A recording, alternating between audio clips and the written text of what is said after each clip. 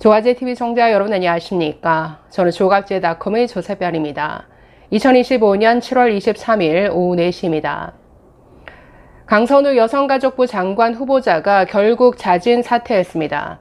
어제까지도 이재명 정부는 임명을 강행하는 분위기였는데 오늘 민주당 내부에서조차 사퇴를 촉구하는 목소리가 나오자 강 후보자 이런 결단을 내린 것 같습니다. 자, 이 내용 좀 살펴보도록 하겠습니다.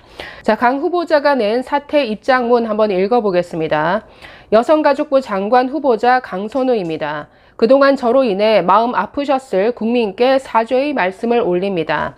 저를 믿어주시고 기회를 주셨던 이재명 대통령님께도 한없이 죄송한 마음뿐입니다. 함께 비를 맞아주었던 사랑하는 우리 민주당에게도 제가 큰 부담을 지어드렸습니다. 지금 이 순간까지도 진심 한켠 내어 응원해 주시고 아껴주시는 모든 분들의 마음 귀하게 간직하겠습니다. 많이 부족하지만 모든 것을 쏟아부어 잘 해보고 싶었습니다. 그러나 여기까지였던 것 같습니다. 큰 채찍 감사히 받아들여 성찰하며 살아가겠습니다. 죄송했습니다. 좀 늦은 감은 있지만 자진 사퇴하는 것으로 이 사태는 마무리가 된 것 같습니다. 자, 장관 후보자로 지명된 직후에 SBS 단독 보도로부터 해서 지금 계속 폭로가 나왔죠. 보좌진 갑질 의혹에 이어서 문재인 정부 시절 여가부 장관의 또 다른 갑질 폭로도 나왔죠. 국정감사 때 강선우 의원이 의원이라는 신분을 이용해서 예산을 삭감하는 예산 갑질을 했다라는 겁니다. 이뿐 아니라 어제 TV조선은 또 다른 폭로를 이어갔는데 교수 시절 강선우 의원이 어떻게든 국회에 진출하고 싶어서 맡았던 수업을 거의 내팽개 치다시피 했다라는 겁니다. 그것도 국내 성균관대에서 그리고 미국 대학에서 상당 기간 학생들에게 제대로 된 설명도 없이 거의 5주 가까이 수업을 무단 결강한 일이 있었다. 이런 폭로가 나오기도 했습니다. 자, 그래서 오늘 들어서는 민주당 내부에서조차 자진 사퇴해야 한다라는 압박의 목소리가 굉장히 커지는 어떤 이런 상황에서 결국 자진 사퇴로 이어졌던 것 같습니다. 이 강선우 의원의 사퇴 결정 직전에 그 당대표, 민주당 당대표 선거에 출마한 박찬대 의원이 페이스북에 저런 글을 올렸습니다. 보시면 동료 의원이자 내란의 밤 사선을 함께 넘었던 동지로서 아프지만 누군가는 말해야 하기에 나섭니다. 이제 우리는 민심을 담아 한 발자국 더 나가야 합니다. 이재명 정부의 성공을 위해 어렵고 힘들지만 결정해야 합니다. 강선우 후보자님이 스스로 결단을 내려야 합니다. 깊이 헤아려 주시기 바랍니다. 이게 오늘 오후에 올라온 글인데 이 글이 올라온 거의 사실상 직후에 이런 사퇴 소식이 전해졌습니다. 자, 그래서 이게 뭐 불법이냐, 이게 거대한 부패가 아니라 할지라도 사실 갑질이라는 문제는 이 국민 정서상 용납이 안 되는 문제죠. 그렇기 때문에 이걸 임명을 강행했을 때 저는 그 후폭풍이 굉장히 만만치 않았으리라 보는데 결국 사필 규정인 것 같습니다. 오늘 공교롭게도 중앙일보 그 안혜리 논설위원의 칼럼이 제목이 저렇습니다. 적극적 구직자 강선우의 시작과 끝이라는 제목이 들어가 있는데 결국 오늘 같은 날 끝을 맞이했네요. 물론 의원으로서 계속 활동을 할 텐데 의원으로 돌아가면 글쎄요, 그 의원실의 보좌관들 어떤 처지에 놓일지 굉장히 참 궁금해지긴 합니다. 이 칼럼이 강선우 사태를 잘 정리하고 있어서 읽고 마치도록 하겠습니다. 보시면 유튜브의 한 지식 채널에서 구글 코리아와 미국 본사 모두 경험한 한 인사 전문가 인터뷰를 보다가 적잖이 놀랐다. 전 세계 구직자들이 선망하는 빅테크 기업들이 사람 보는 관점을 다뤘는데 통념과는 상당히 달랐다.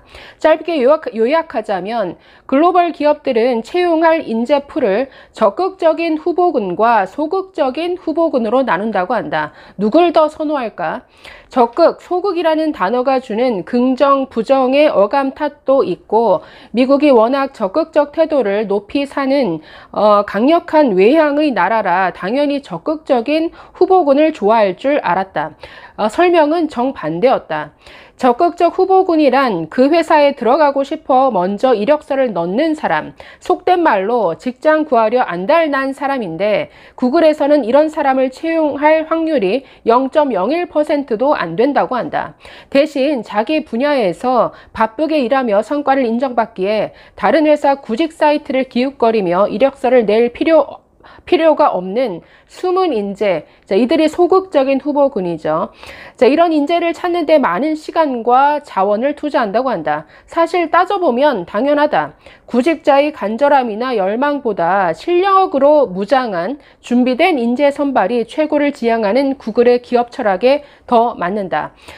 우연히 본 이 영상이 인상적으로 다가온 건 지금 대한민국을 뜨겁게 달구는 강선우 여성가족부 장관 후보자와 대비해 곱씹어볼 지점이 많아서다. 지난 문재인 정부에서 여당인 민주당 초선 의원이던 강 후보자는 자기 지역구 민원 해결을 안 해준다고 정영애 당시 여가부 장관을 국감에서 윽박지르고 예산 삭감 들먹이며 의원실로 불러 굴욕적인 사과까지 받아냈다.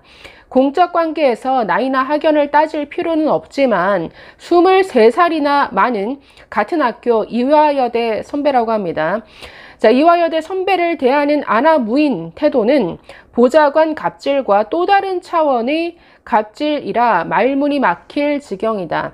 사실 하나를 보면 열을 아는 거죠. 이 보좌관 갑질 그 내용을 보고 있으면 이 사람이 어떤 식으로 사람을 대하고 또 약한 자, 강한 자를 대하는 태도가 어떻게 다른지를 다 유추를 해볼 수 있는 거죠. 미국 사우스다코타 주립대 조교수를 하던 2016년 총선 도전을 결심하고 1월부터 매일 민주당 홈페이지에 들어가 하루 서너 번씩 비례대표 공모 일정 확인, 2월 말 공고가 뜨자마자 귀국 비행기를 예약해 3월 4일 들어오는 비행기에서 입당 원서를 작성, 유세 100% 출석. 지난 21대 총선 당선 직후 몇몇 언론 인터뷰와 최고위원 출마 당시 직접 밝힌 내용이다. 이거 영상에서 강선우 의원이 직접 본인이 얘기한 겁니다. 이런 열정으로 정치 경력이 없는 온라인 당원이 20대 총선에서 비례 국회의원 29번 순번을 받았지만 낙선했다. 의원 배지를 달고 싶은 이 적극적인 구직자는 정작 본업인 수업은 내팽겨쳤다. 본인은 분명 2016년 봄 학기까지 강의했다는데 어찌된 일인지 그해 3월 귀국해 4월 비례대표 후보가 됐고 낙선 후인 5월에는 민주당 상근 부대변인이 됐다. 아니 한 학기에 수업을 해야 될 사람인데 상근 부대변인이 되었다라는 것은 그 교수로서의 활동을 거의 못한다라고 봐야 되는 거죠. 미국 대학생 강의평가 사이트인 Read My Professor를 봐야 일부 의문이 풀린다. 강의 당시 올라온 두 건 모두 최악 평가인데 한 달 이상 휴강하고 숙제만 잔뜩 줬다. 라거나 가족 핑계로 대면 강의 없이 온라인 과제만 내줬다라는 게 이유였다.